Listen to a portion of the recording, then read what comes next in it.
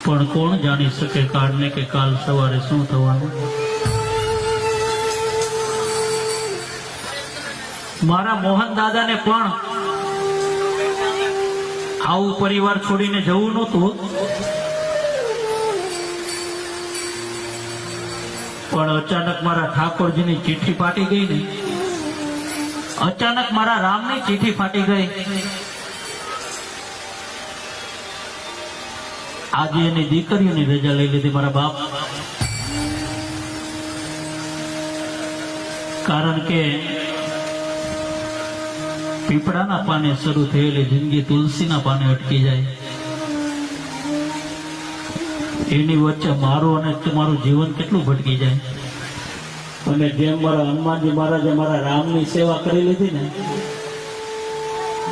એમ તમે જો તમારા મા બાપની સેવા કરી લો ને, એટલે કે મંદિરે લઈ જવું પડે।